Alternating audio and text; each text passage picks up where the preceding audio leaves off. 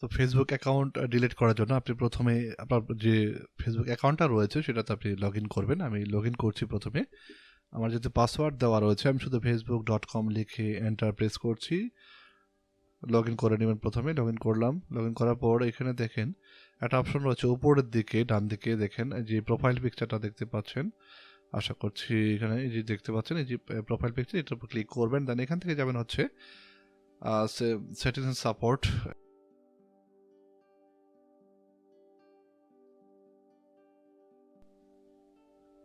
এটাতে ক্লিক করবেন। দেন এখান থেকে যাবেন হচ্ছে সেটিংসে যাওয়ার পর এখানে সিম্পলি যাবেন হচ্ছে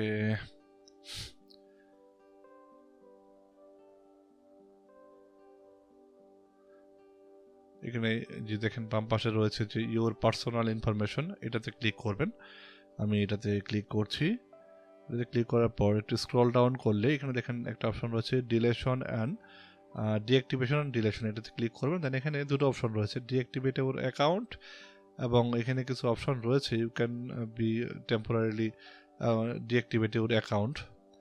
এই টার্মস অ্যান্ড কন্ডিশনগুলো আপনারা পড়ে নেবেন কী কী রয়েছে এখানে, কি ডিঅ্যাক্টিভেশন করলে কি কি কন্ডিশন এখানে ফেসবুক আপনাকে দিবে সেটা আপনি পড়ে নেবেন। এবং নিচে একটা অপশন রয়েছে ডিলেট অ্যাকাউন্ট, একটা অপশন আছে দিস ইজ পার্মানেন্টলি ডিলেট, একটা অপশন যেটা হচ্ছে যে আপনার যতগুলো ফেসবুকে পোস্ট করেছেন ছবি ভিডিও সব ডিলিট হয়ে যাবে। এবং নিচে রয়েছে যে মেসেঞ্জারেও যা যা আপনি মেসেজ করেছেন বা ভিডিও পাঠিয়েছেন সবগুলো ডিলিট হয়ে যাবে। তো আমি কনফার্ম করার জন্য এটাতে ক্লিক করছি।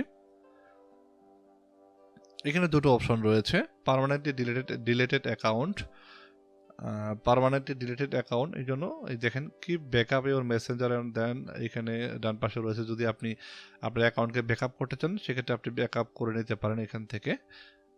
এখানে অপশন রয়েছে ডিঅ্যাক্টিভেট অ্যাকাউন্ট, সেক্ষেত্রে আপনি ব্যাকআপ রাখতে পারবেন। এবং নিচে রয়েছে ডাউনলোড ইনফরমেশন, এখান থেকে কিন্তু আপনি আপনার ফেসবুক ডিলিট করার আগে আপনি আপনার ফেসবুকে যা যা পোস্ট করেছেন সবগুলো কিন্তু আপনি ডাউনলোড করে রাখতে পারেন। ডান পাশে যে অপশনটা রয়েছে এখানে ক্লিক করে আপনি ডাউনলোড করে রাখতে পারবেন। আমি চাচ্ছি যে ডিরেক্টলি পার্মানেন্টলি ডিলিট করতে, তো আমি পার্মানেন্টলি ডিলিট করতে ক্লিক করলাম এবং এখানে আপনাকে পাসওয়ার্ড দিতে বলবে। তো আপনার যে রানিং পাসওয়ার্ডটা রয়েছে ফেসবুকে লগ ইন করার জন্য যে পাসওয়ার্ডটা আপনি ব্যবহার করেন সেই পাসওয়ার্ডটা আপনি দিবেন। আমি পাসওয়ার্ডটা দিচ্ছি।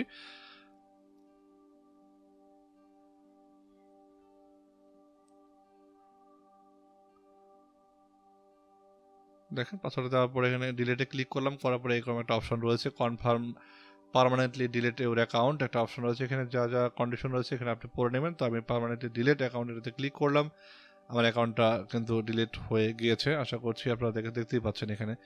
তো যদি আপনাদেরকে আমি দেখাই your account is scheduled for permanent delete, এখানে রয়েছে if you log in to Facebook within 30 days you will have to the option to cancel, অর্থাৎ আপনি যদি 30 দিনের মধ্যে যদি এই অ্যাকাউন্টে লগ ইন করেন আপনি সেই অ্যাকাউন্টটাকে কিন্তু পুনরায় ফিরে পাওয়ার জন্য 30 দিন সময় পাবেন। এই 30 দিন পর্যন্ত আপনি ডিসিশন নিতে পারবেন যে আপনি অ্যাকাউন্টটা রিলেট করবেন কি করবেন না, ঠিক আছে?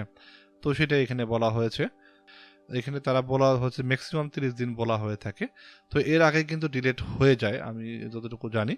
তো আপনারা ট্রাই করে দেখবেন, যদি ডিলিট হয়ে যায় তাহলে তো ভালো, আর নাহলে 30 দিন পর্যন্ত আপনাকে একটু ওয়েট করতে হবে। তো ভিডিওটা ভালো লাগলে অবশ্যই লাইক এবং কমেন্ট করবেন, আর যারা এখন পর্যন্ত চ্যানেলটা সাবস্ক্রাইব করেন দয়া করে চ্যানেলটা সাবস্ক্রাইব করবেন। সেই পর্যন্ত ভালো থাকবেন, সুস্থ থাকবেন। Thanks for watching.